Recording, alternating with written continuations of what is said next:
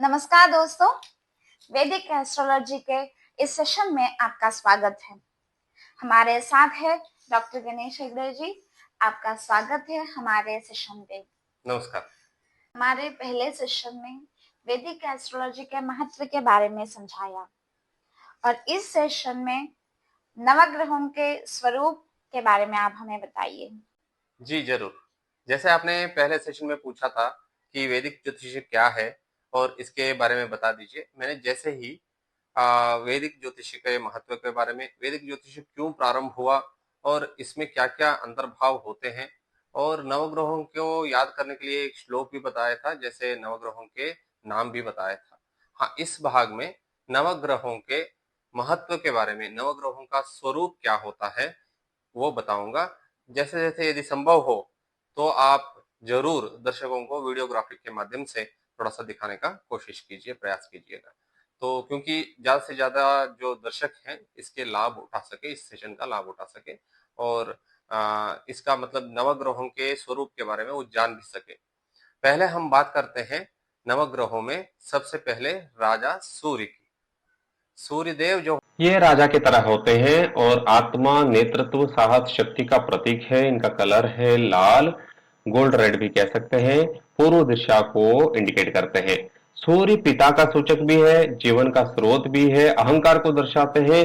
जैसे हम यदि राजभवन को इमेजिन करें तो एक राजभवन में राजा होना चाहिए, रानी होनी चाहिए और उसके बाद सेनापति है, राजकुमार है, देवगुरु है।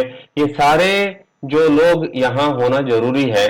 तो एक राजभवन को कल्पित करें, हम इमेजिन करें तो सूर्य राजा की तरह एक्ट करते हैं। ये हमेशा मैं पहले, मतलब आई एम द फर्स्ट ऐसा कहते हैं, जो हमेशा अपने साहसी प्रवृत्ति दिखाते हैं और आत्मकारक भी है सूर्य भगवान। और इसके बाद यदि हम बात करें चंद्र भगवान की, चंद्रदेव जो है चमकदार और शांत स्वभाव के एक ग्रह है और माता जैसे मन को दर्शाते हैं, माता को दर्शाते हैं। ये एक पानी का सूचक, मतलब जलकारक भी बोला जाता है इनको। भावनाएं और मातृशक्ति को ये दर्शाते हैं। सफेद इनका कलर है और सिल्वर व्हाइट कह सकते हैं और उत्तर पश्चिम को, नॉर्थ वेस्ट को ये इंडिकेट करते हैं या तो इसके ऊपर राज करते हैं। और यदि हम राजभवन की बात करें, जैसे यदि सूर्य भगवान राजा है, ये रानी की तरह होते हैं। इनका स्वभाव बहुत शांत और माँ की तरह होता है। जैसे बाकी सारे, जैसे ये कह सकते हैं कि चंद्र यदि रूल करता है किसी को तो वो बहुत शांत स्वभाव के हो जाते हैं और बाकी लोगों को एक अपने बच्चों की तरह ट्रीट करना शुरू कर देते हैं। और ये जो है रानी का एक स्वरूप भी माना जाता है चंद्र भगवान को। और इसके बाद जब बात करते हैं मंगल भगवान के, जैसे नमः सूर्याय चंद्राय मंगलाय बुधाय च, इस क्रम में मैं इसको संडे मंडे वैसे क्रम में मैं ले रहा हूं। और जैसे मंगल भगवान है, ये लाल और उग्र स्वभाव के होते हैं। साहस, ऊर्जा और युद्ध कौशल में निपुण हैं। और इसके बाद इनका कलर है फायरी रेड कह सकते हैं, दक्षिण दिशा को दर्शाते हैं। ये एक प्रतिस्पर्धा और एक संकल्प का प्रतीक है। व्यक्तिगत महत्वाकांक्षाओं को नियंत्रित करते हैं। इसलिए इनका स्थान एक सेनापति का स्थान दिया गया है।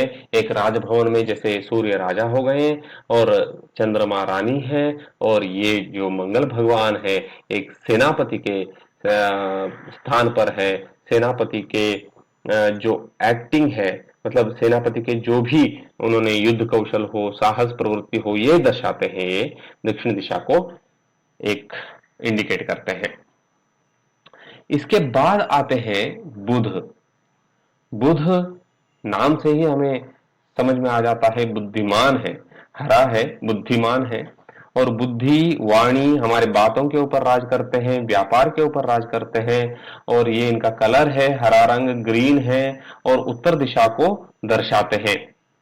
जैसे हम यदि एक किले की बात कर रहे थे, जैसे राजभवन की बात कर रहे थे, इस राजभवन में मानिए कि यदि राजा सूर्य है रानी है चंद्रमा और सेनापति है मंगल भगवान, ये बुध है, राजा रानी के पुत्र, जैसे कह सकते हैं कि एक राजकुमार के तरह एक्ट करते हैं, राजकुमार होते हैं, सोचने की प्रक्रियाओं को और अध्ययन को नियंत्रित करते हैं, मन संचार कारण और भाषा बुद्धि को दर्शाते हैं और उत्तर दिशा को इंडिकेट करते हैं।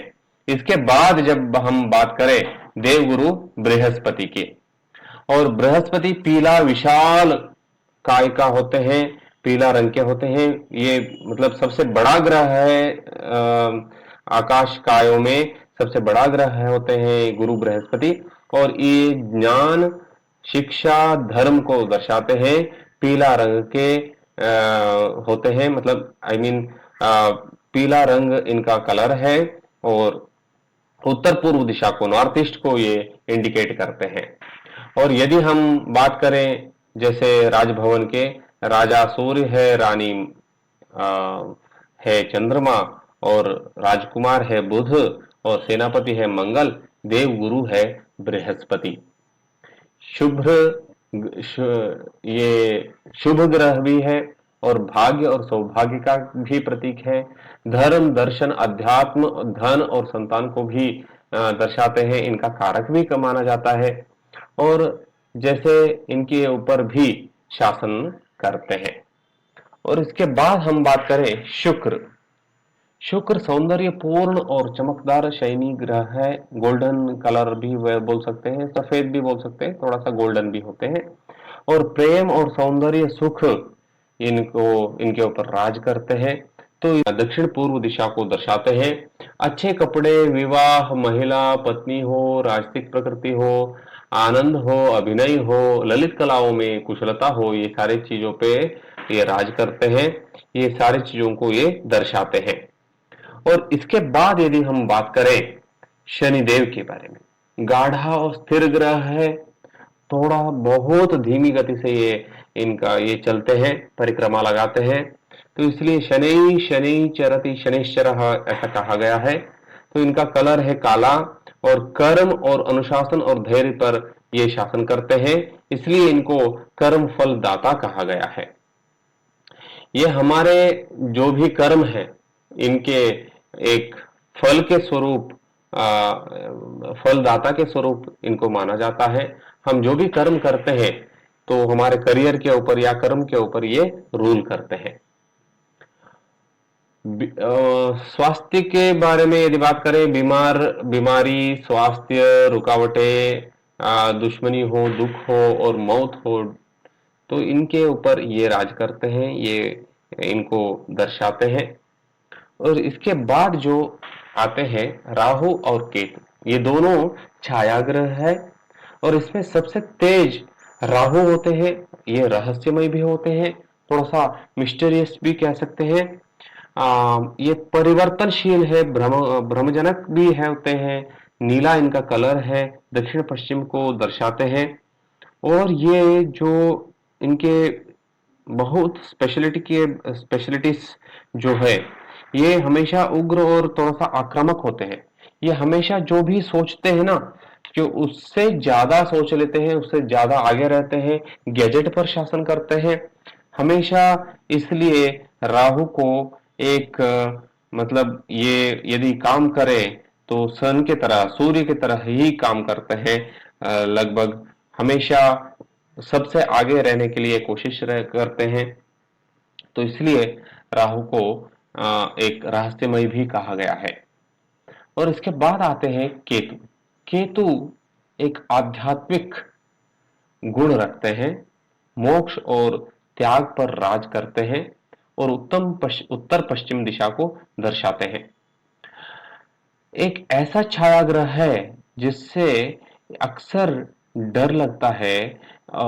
इसे चंद्रमा की दक्षिण नोड या ड्रैगन की पूंछ भी कहा जाता है, लेकिन ये एक जादूगर है, सैन्य कमांडर हो सकते हैं, आई मीन आरोग्य करता है, गुप्त विद्या के स्वामी है, आध्यात्मिकता को दर्शाते हैं, और ये एक धार्मिक स्थानों के निर्देशक मार्गदर्शक भी हो सकते हैं, और आध्यात्मिकता को दर्शाते हैं। तो इसलिए केतु ग्रह के प्रभाव ज्यादा होने पर आध्यात्मिकता के ऊपर ज्यादा मन लगता है लोगों के। नवग्रहों के स्वरूप के बारे में आपने काफी अच्छी जानकारी दी। Thank you so much doctor Ganesh Hegde ji. चलिए दोस्तों, नए नए टॉपिक के साथ फिर मिलेंगे, तब तक के लिए धन्यवाद। धन्यवाद।